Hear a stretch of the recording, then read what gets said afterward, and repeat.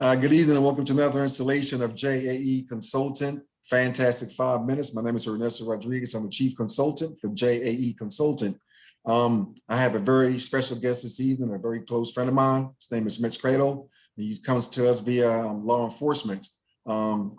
Mitch, for those who don't know you, don't know anything about you, just briefly tell them about yourself and your background. Oh wow. Where do I start?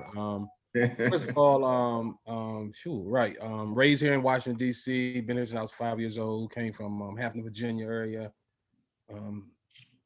D.C. public schools, UDC graduate in criminal justice, joined the police department at the age of 22, I believe it was. Yeah. Had a hell of a career. Spent 29 years on a job. I was a homicide detective early on in my career. Maybe I think it was my third or fourth year, became a homicide detective. So I basically spent my entire time as a detective, with 23 of those years as a homicide detective. And during all that time period on the police department, I was always still involved doing a lot of community service work, coaching youth sports, being a mentor since 1982. Matter of fact, I joined the police department in '86. So I've just been in tune with the community. Now I'm retired. Ventured into filmmaking, have a nonprofit called Safe House DC. So I'm still active in the community, doing a lot of things, just doing it from a civilian side opposed to the law enforcement side. Now that's interesting because you started in law enforcement and then you got into film and that kind of stuff.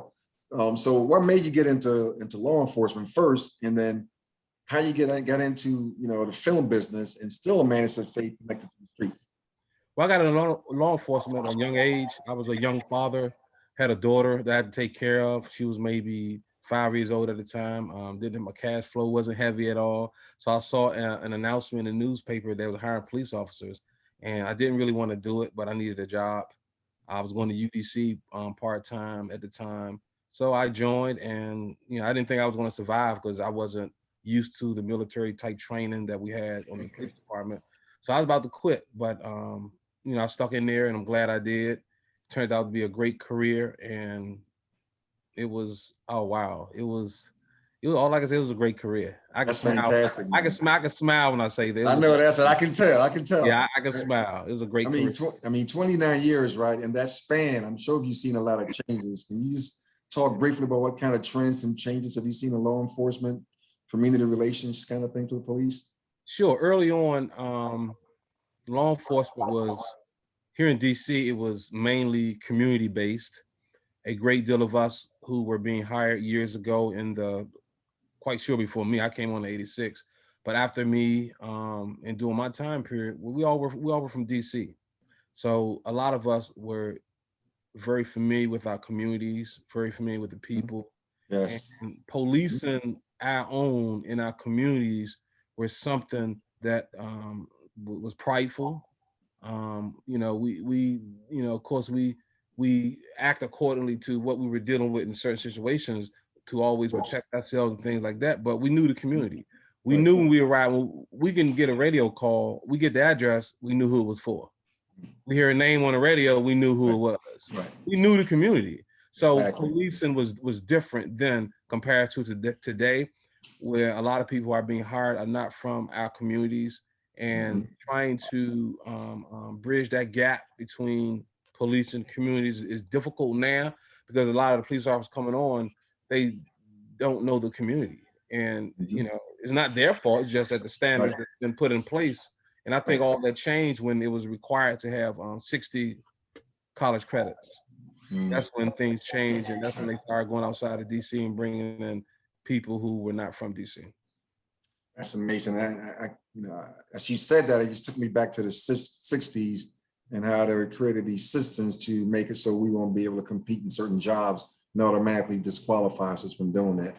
But I'm not shocked or surprised that it's not happening, but especially in the police force. All right, but nonetheless, here we are now. Obviously, you did 29 years. You loved it. I can tell by the big smile. So what would you say now what makes for the best kind of police officer? I think the best kind of police officer now is I don't care where you're from. I don't care what color you are. I had some white partners who were magnificent. They were great. So it has nothing to do with color. I believe to make a good police officer today is you must know the community. You must get out that police car.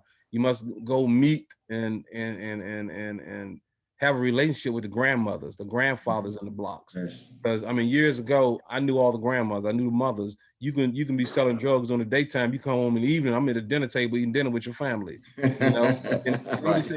we got to know the community, and I think that's key. And you can do that just by treating people the way you want your own family to be treated, and Absolutely. just having positive dialogue with people, because people can respect you knowing that you're going to respect them. Absolutely. And I believe that goes a long way. So what would you say is best for them, or what's the best way for them to serve the community? Or for you, what was the best way for you to serve your community in that same manner, fully Yeah, I mean, the community? simple. I mean, you can do the simplest things. Like whenever the ice cream truck pulled up in the block, we would buy the ice cream truck. We would like all the kids in the block, come get your ice cream. I mean, just small things like that. Whenever there's when we know there's say a domestic situation, we'll go talk to the young man, maybe encourage him to get a job, go far beyond what the badge requires. We were doing That's key. we were responding to things before we got calls, because we knew the community, we knew what the problems were. We wanted to fix them to limit the calls we were going to get. So we were part of the community, and when people had babies, we were at hospitals, we were at funerals. I mean, just people invited us to dinner. I mean, just the small things that you don't even get paid for, you do, and Right. it goes a long way. It goes a long way towards building a relationship. Yeah, it's about building relationships. That's all it is. And to me, I always heard that at the heart of good policing is good relationship with the community. I'm gonna tell you like this. This sums it up right here. Someone, a veteran, told me when I was a young rookie, "You are as good as the community makes you." That's it. Powerful. That's it. Nothing more, nothing less. And I took that to heart. So in my mind, this community is going to make me a good police officer, and that's what happened. There it is. All right, so I'm gonna bring. I know I have one question before I get to the last one, so I'm gonna ask it anyway. But I think you just answered it all in so many ways. And that question is, what advice would you give to someone coming into the field of law enforcement today, and particularly in DC? I guess I'll be more specific in DC. I say to add on to what I was just talking about, make sure this is what you want to do.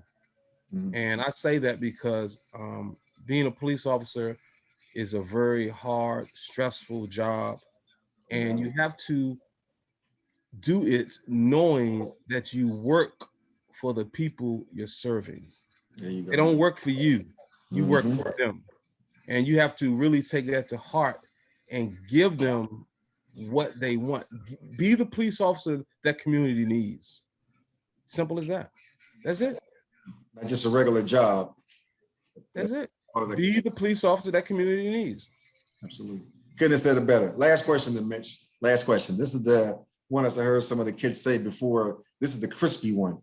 If you were able to pass on 3 principles to the next generation for succeeding in life, business, entrepreneurship, as a filmmaker, even as a police officer, what 3 principles will you pass on? And I'm not talking about money or wealth. These are principles to live by. I would say be your biggest motivator. You most definitely have to motivate yourself. There's going to be times when others are not going to believe in you. There's going to be times when you will not have the support that you will want.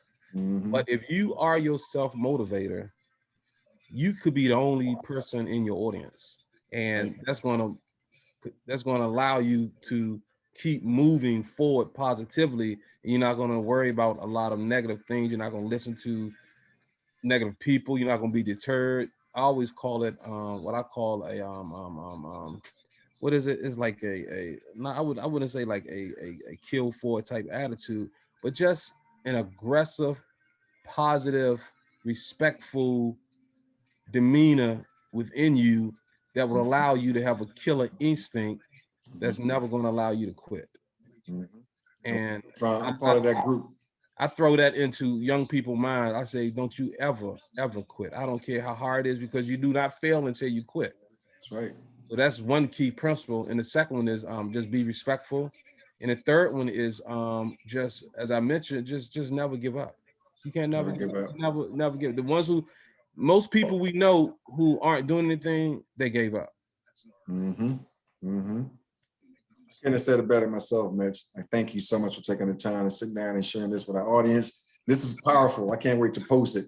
Again, my name is Ernesto Rodriguez. I'm the Chief Consultant for JAE. Our guest tonight is Mitch Credle. Mitch, I know you mentioned that you have a nonprofit as well. People Yes. get in touch with you, get involved with you, and be part of your organization. Please take this opportunity and share what you have. Can they get in touch with you and find out more about your organization? Sure, I'm a nonprofit right now. We're operating without a location, so basically we operate when we're called. Like this summer, I've worked on a film project with a young lady to help her with her youth, and normally we work during the summer with Department of Employment Services summer, Marienburg Summer Youth Employment Program. And after school, I do some work at the school I work at. So we're very active, but my nonprofit will always be up and running. My website is safehousedc.org. You can most definitely look on the website. You can see what we're doing. Other than that, I'm on social media sites as Mitch Credle, Credle. I'm always approachable, easily to contact, and I'm always willing to meet people and move forward positively. I can vouch for that. Excellent. Thanks so much, Mitch. Appreciate you again for taking the time to meet with us. Again, my name is Ernesto Rodriguez, Chief Consultant, JAE Consultant. This has been another episode of a fantastic 5-minute interview. Thanks and have a good night, everybody. Peace. Peace.